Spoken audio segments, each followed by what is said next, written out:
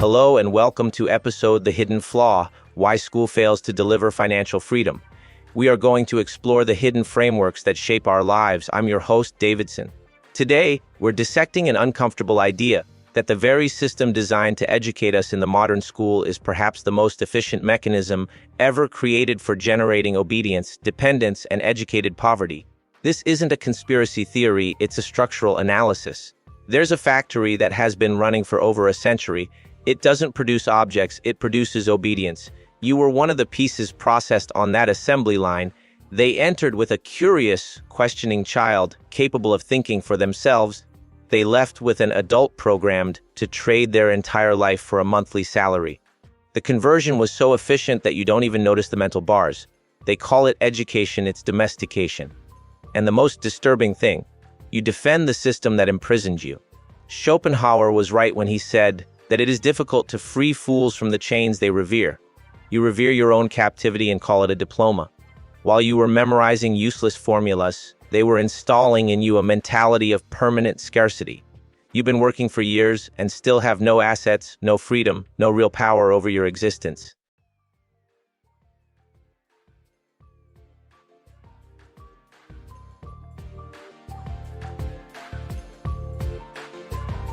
This is not a system failure, it's the system working perfectly. The modern school was not born to liberate, it was born to produce docile workers for the factories of the Industrial Revolution. The owners of the industries had a concrete problem: peasants and artisans were not suitable for factory work. They thought too much, questioned too much, and had too much autonomy. They needed people who would accept orders, follow rigid schedules, and repeat mechanical tasks without thinking. So, they designed an educational system to manufacture this mentality. It is no coincidence that the school functions like a factory. The bell ringing every period conditions you to accept that others will control your time for the rest of your life. Lines, uniforms, permissions for basic needs like going to the bathroom, all of this is not organization, it's behavioral conditioning. You learn early on that there is unquestionable authority, the teacher has the truth. Disagreeing is disrespect, questioning is rebellion. Thinking differently is a discipline problem. For years, your mind absorbs the message: obedience is virtue, submission is wisdom, conformity is success. When you finally leave school, you are perfectly molded. You look for a boss, not autonomy. You accept a salary without negotiating because you never learned that you can. You work fixed hours because you have been conditioned to believe that time is controlled by others. You ask permission, follow rules, and do not question structures. Domestication is complete. The most brutal thing, you defend it, you call it quality education. You want your children to go through the same process because the programming was so deep that you can no longer see the chains. You wear them voluntarily every morning and believe you are free. Nietzsche observed that there are no facts, only interpretations. School taught you a specific interpretation of reality: that you need a job, that security comes from a fixed salary, and that the right way is to study to work for others. This interpretation perfectly serves those who need cheap labor. It serves you terribly. The truth they hid from you: you were educated to serve, not to prosper, to execute, not to create, to obey, not to command. And this education works so well that you don't even realize that you are serving other people's interests with your own life. 12 years of decorating information disconnected from economic reality, mathematical formulas that you never use, historical dates irrelevant to your financial life, and scientific concepts that do not apply to anything in your daily life. Meanwhile, zero education about money, zero knowledge about how wealth is created, zero understanding of how the financial system really works. This is not forgetfulness, it is an intentional project. The curriculum was designed to keep you smart enough to operate machines and follow instructions, but ignorant enough to never understand the economic game. You leave school knowing how to solve complex equations, but with no idea how compound interest can indebt or enrich you. You know about cell mitosis, but you don't know how to negotiate a salary. You memorize the periodic table, but never learn the difference between an asset and a liability. The mediocrity of the curriculum keeps you dependent on employment because you don't know how to create value on your own, dependent on a salary because you don't understand investments, dependent on the system because you were never taught how to function outside of it. While you were busy memorizing useless content, the children of wealthy families were learning at home about equity, financial leverage, and how money works for you instead of you working for money. While you memorized poems, they learned to read balance sheets. You were trained to be an employee, they were trained to be employers. School teaches you to trade time for money. This is the only economic equation implicit in the system: work, get paid, spend, repeat. They never show you that rich people don't trade time for money. They buy assets that generate income without their presence. They understand that selling your time by the hour is a guarantee of economic imprisonment. But you didn't learn that. You learned that work dignifies, that study leads to success, and that effort is rewarded. All are half-truths designed to keep you spinning on the wheel. Work dignifies when it builds your wealth, not that of others. Study leads to success when it teaches you to think, not to repeat. Effort is rewarded, but usually the one who reaps the reward of your effort is your employer. Schopenhauer understood, wealth is like seawater. The more we drink, the thirstier we become. School programmed you to seek wealth through consumption, not through building wealth. You work to buy things that make you work more: a financed car, a financed house, a credit card at the limit. Each purchase is an additional chain tying you to the monthly salary. The curriculum of mediocrity did not fail. It fulfilled its purpose to give you the illusion of education while denying you the knowledge that truly liberates you.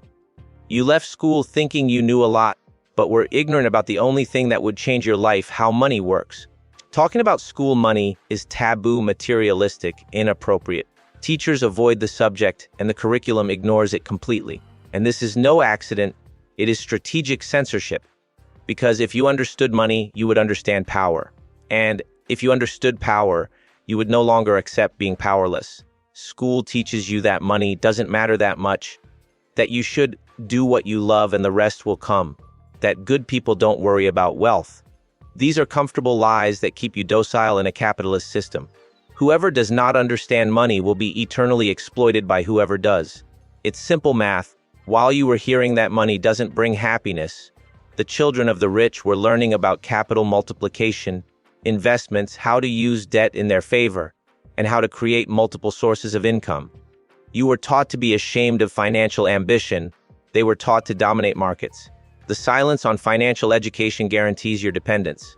A worker who understands how money works is dangerous.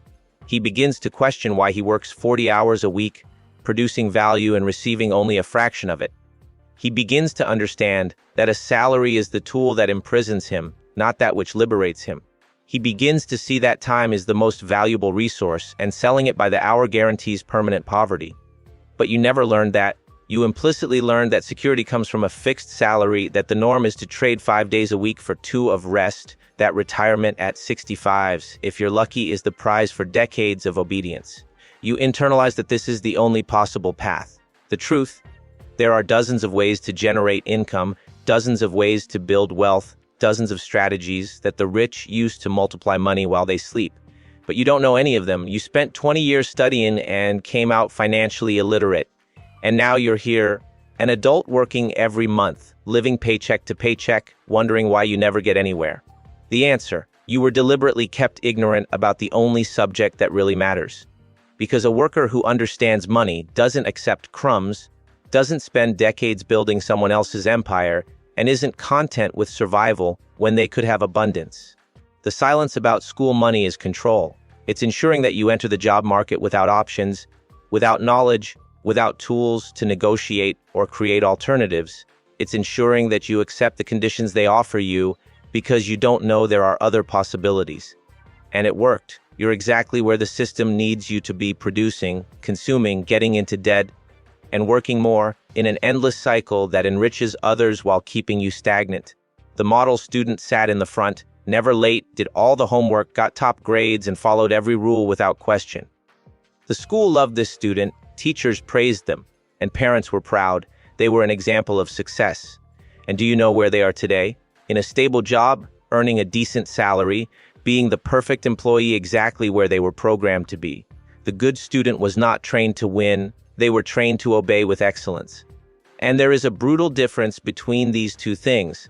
They learned that following rules brings rewards, that doing what you're told guarantees approval, that questioning authority brings punishment. They internalized that their role is to fit in, not stand out. They learned to play the game within the rules established by others, never to create their own rules.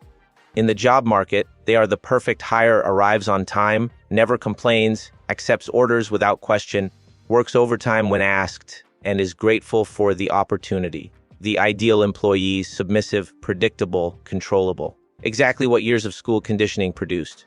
Meanwhile, that problem student who questioned everything, who saw no point in memorizing useless information, who challenged teachers. The school punished them low grades, complaints, threats, because they were dangerous not to themselves but to the system. They had the wrong mindset, the mindset of someone who doesn't accept being controlled. The irony? Many successful entrepreneurs, wealth creators, and innovators were exactly these problem students. Not because rebellion guarantees success, but because they left without having their minds completely domesticated. They still had that spark of questioning that the school tries to extinguish in everyone. Dietrich Bonhoeffer observed something devastating. Stupidity is a more dangerous moral disease than malice, because there are many intelligent men who are stupid. The school manufactures exactly that technical intelligence combined with foolish obedience. People capable of solving complex problems, but incapable of questioning why they are solving those problems or who benefits from them. The good student believes that hard work leads to wealth because they have always seen effort rewarded with grades. But in the real world, hard work without strategy only leads to exhaustion. They believe that loyalty to the company will be recognized because loyalty to school rules was rewarded. But in the corporate world, loyalty is exploited, not rewarded. They expect that following rules will take them to the top because that's how it worked in school. But in the real world, those at the top make the rules, and those rules were made to keep others down. The myth of the hardworking good student is perhaps the cruelest lie of the system. It makes you believe that obedience will be rewarded, that conformity leads to success, that following the path laid out by others will give you freedom. When you realize it doesn't, that you've only become a replaceable part in a giant machine, you've already wasted decades. The truth? Real success doesn't come from following rules. It comes from understanding the rules well enough to know when to break them. It comes from questioning authority, not blindly accepting it. It comes from thinking independently, not repeating what you were taught. But school would never teach that, because it would lose its purpose. The most sinister part of the system is not what it teaches, but what it does to your mind. School is not just a place of learning, it is an institution of psychological conditioning that shapes how you think about yourself, about risk, about possibilities, about freedom. From day one, you are trained to seek external approval. Your grades don't reflect how much you've learned, but how much you've pleased the teacher. Your report card doesn't measure growth, it measures conformity to the standard. Your value is determined by how well you fit the mold, not by how unique you are. This conditioning creates a devastating psychological dependence. You learn to measure your worth by what others think. You seek constant validation. You learn that there is a right path and any deviation is failure. In adulthood, you become a prisoner of other people's opinions. School also teaches you to fear mistakes. Each wrong answer loses points. Each failed attempt is recorded in red. Every time you take a risk and fail, you are publicly corrected. Over time, you learn that it is safer not to try, not to risk, not to think outside the box. In the real world, especially in business and wealth creation, mistakes are the most valuable learning tool. Every entrepreneur has failed multiple times, every investor has lost money, every innovator has had ideas that didn't work. But they were not paralyzed by fear because they were not completely conditioned, or they managed to unlearn that fear. You carry that fear, that's why you don't try, that's why you don't take risks, that's why you stay in the job you hate. Because trying something new means the possibility of failing, and failing is the worst thing possible. At least that's what 12 years of school have instilled in you. School also systematically kills creativity. Before it, you were naturally creative. You asked absurd questions, you invented games, you thought in nonlinear ways. But school doesn't need creativity, it needs uniformity. Your inconvenient questions were ignored, your different ideas were corrected, your unique way of thinking was molded until it became standard. The result: you grow up believing that creativity is a gift of the few, when in reality it is a capacity that has been systematically destroyed in you. And without creativity, you don't see unconventional solutions. You don't imagine a life outside the standard job, salary, retirement. You can't create your own path because your mind has been trained to follow existing paths. School also creates artificial competition. You don't compete to be better than you were yesterday. You compete against colleagues for grades, for attention, for positions in the ranking.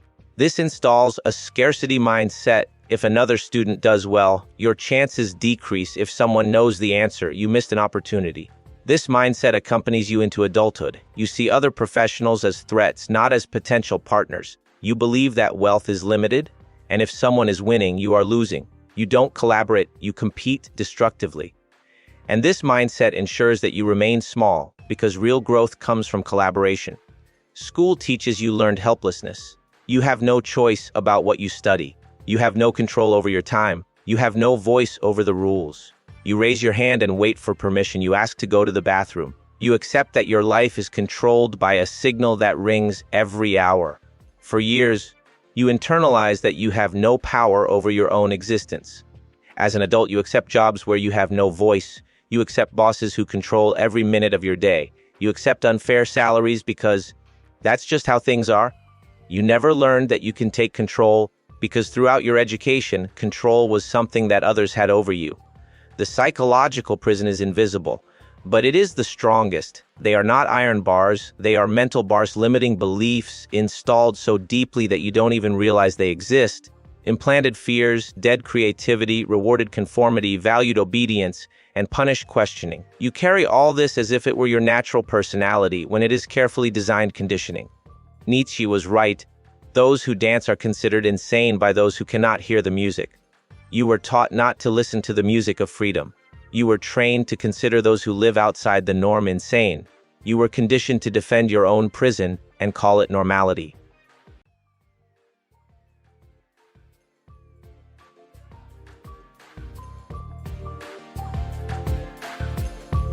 Now, the brutal core, the real purpose of mass education was never to empower you. It was never to give you the tools to build wealth. It was never to teach you to think independently. The purpose has always been to create and maintain an obedient, predictable, and dependent working class. The system needs you poor, not miserable to the point of rebelling, but poor enough to need to work, poor enough to accept bad conditions, poor enough not to have options. School prepares you perfectly for this role. Observe the complete structure. You spend 12 years, sometimes 20, studying. During this time, you are not producing wealth. You are accumulating knowledge that is supposed to allow you to produce wealth later. Then you graduate and need a job immediately because you have no money and possibly have debts. You accept the first job you can get, grateful for the opportunity. Now you are working. You produce value, but receive only a fraction of it as a salary. The rest goes to whoever employed you. The salary seems sufficient at first, so you don't question it. Over time, you take on financial commitments, rent or mortgage on a house, car, marriage, children. Each commitment is an additional chain. Now, you can't quit your job even if you want to because your obligations depend on that monthly salary. You are trapped. And if you question, if you complain, if you demand more, you can be replaced because there are thousands of others who have gone through the same system, who have the same conditioning, who will accept your conditions. This is the cycle. Study, work, consume, get into debt, work more, consume more, get into debt more, until you are so entangled that freedom becomes impossible. And you do all this believing that you are on the right path, that you are building your life, that you are being responsible, when in reality you are building the wealth of others, using your life as fuel. School prepares you for this cycle by making you comfortable with it. You get used to doing things you don't want to because it's necessary. You get used to following schedules imposed by others. You get used to producing results to earn approval and minimal rewards.